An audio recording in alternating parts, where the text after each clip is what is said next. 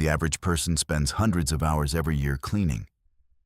And somehow the mess always comes back. The laundry piles up. The kitchen gets dirty again. The bathroom needs attention again. The cycle never ends. And the harder you try to break it, the more it feels like the problem is you. Your discipline, your motivation, your follow-through. It isn't. Japan figured out something most countries never did. A clean home isn't created by cleaning harder. It's created by building habits that make mess almost impossible to begin with. That's why Japanese homes consistently look calm, organized, and spotless, even when the people living in them are busy, tired, and not thinking about cleaning at all.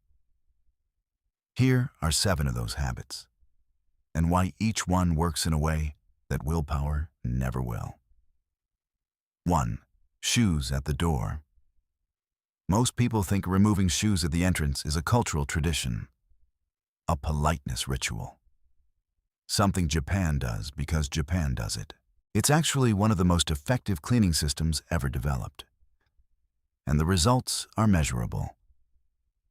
Every time you walk outside, your shoes collect everything the ground has collected. Dirt, dust, mud, bacteria, pesticides from treated lawns. Whatever was on the street, the parking lot, the bathroom floor of every public space you visited. In countries where shoes stay on inside the home, all of that travels with you through every room, onto every floor, into every carpet. Japanese homes have a genkan, a designated entrance area, slightly lower than the rest of the floor, where outside ends and inside begins. Shoes stay there, always. Without exception, without a sign asking you to, without a reminder, because the architecture itself creates the boundary. The consequence is floors that are genuinely cleaner. Not cleaner because they were cleaned more recently. Cleaner because less of what makes floors dirty ever entered the home in the first place. This is the central principle of Japanese cleaning culture, expressed in its simplest form: prevention over correction. Stop the mess from entering rather than removing it after it has spread. Every other habit on this list is a variation of that same idea. What to try? Designate a clear spot at your entrance for shoes and commit to it for 2 weeks. You don't need a genkan. You need a boundary. Notice how much less you're cleaning the floors closest to the entrance by the end of the 2nd week. 2. Everything has a home. Have you ever lost your keys and found them exactly where you left them, which was not where they belonged? The problem wasn't losing the keys. The problem was that the keys never had a designated place to begin with, so they ended up wherever the last moment of convenience suggested, which was different every time, which meant every search for them was starting from zero. Japanese homes follow one rule that eliminates this problem entirely. Everything has a home.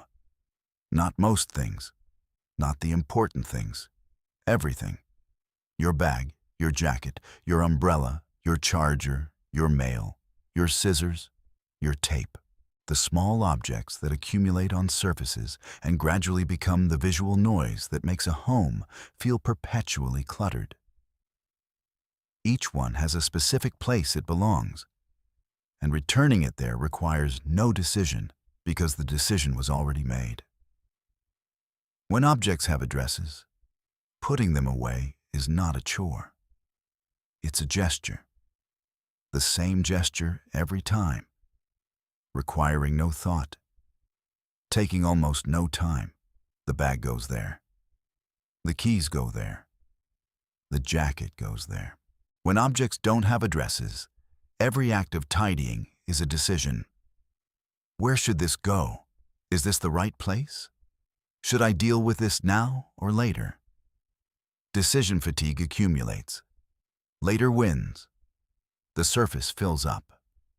Japanese homes stay organized not because the people in them are more disciplined about tidying, Because the system removes the decisions that make tidying feel effortful. What to try? Identify 5 objects that regularly end up on surfaces without a clear reason. Give each one a specific home: a hook, a drawer, a shelf, a basket. Commit to that home for 1 month.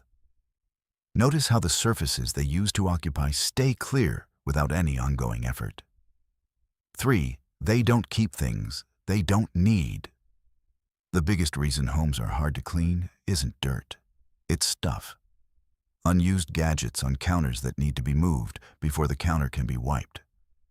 Old clothes in drawers that need to be sorted through before the drawer can close properly. Boxes in corners that have been there long enough to become invisible. Gathering dust that spreads to everything around them. Japanese homes are smaller than homes in most developed countries. Tokyo apartments regularly house families of 3 or 4 in spaces that most Western households would consider too small for one person comfortably. That constraint produced something that looks like minimalism from the outside, but is actually practical logic from the inside. Every object has a cost. It occupies space. It gathers dust. It requires cleaning around, moving, maintaining, occasionally finding.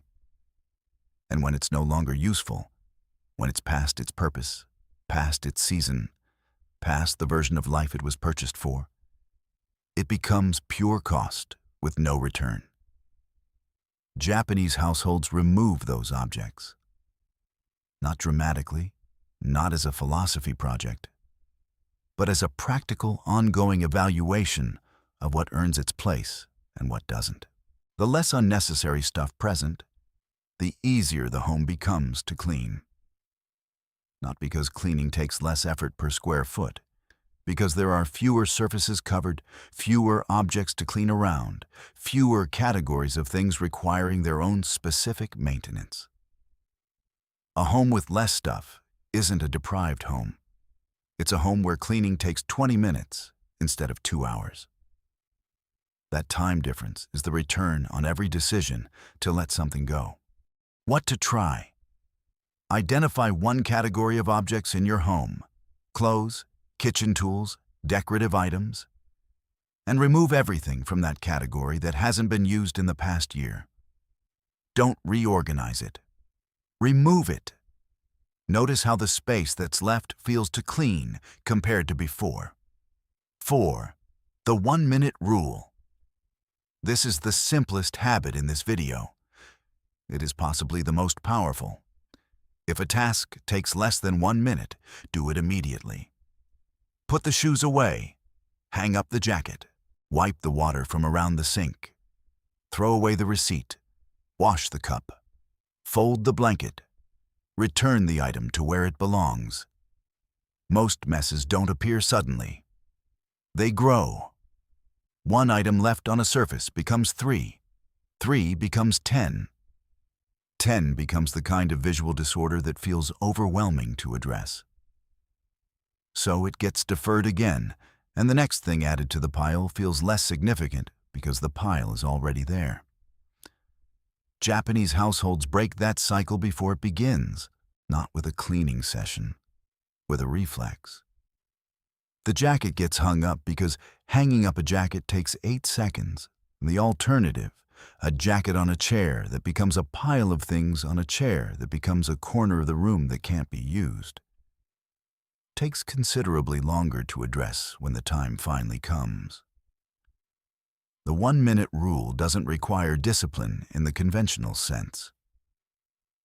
It requires a different relationship with the small tasks that accumulate into big ones. The understanding that doing the small thing now is always faster than doing the accumulated version of it later. In Japanese homes, this reflex operates across everyone in the household.